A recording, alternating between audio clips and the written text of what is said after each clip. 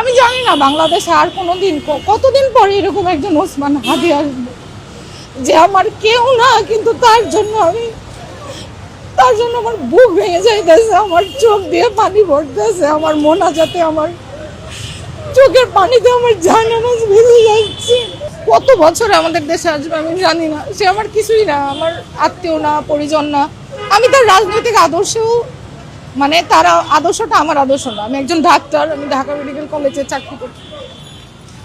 তার যে সততা, তার যে সিম্পলিসিটি, তার যে দেশপ্রেম,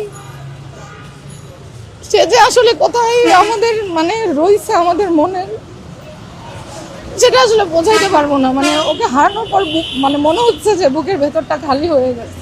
আমি জানি না বাংলাদেশে আর কোনোদিন কতদিন পরে এরকম একজন ওসমান হাদি আসবে যে আমার কেউ না, কিন্তু তার জন্য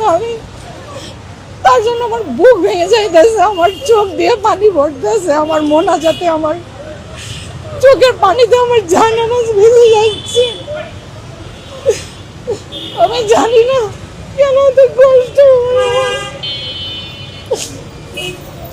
ওর জন্য অনেক কষ্ট হচ্ছে। আমি আসলে থাকতে পারতেছিলাম না, এই জন্য আমি অফিস শেষ করে চলে আসলাম ওর সাথে দেখা করার জন্য। আমি প্রায় আসবো এরপর থেকে ওসমানের সাথে দেখা করার জন্য। আমি চাই আমার সন্তানরা ওসমানের মতন দেশপ্রেম নিয়ে বেঁচে থাকুক। 32 বছর জীবনে সে যা করছে, মানে একটা মানুষ 80 বছর বয়সেও তা করতে পারবে না। আমি চাই আমার সন্তানরা যেন ওসমানের মতো আদর্শ নিয়ে বড় হোক।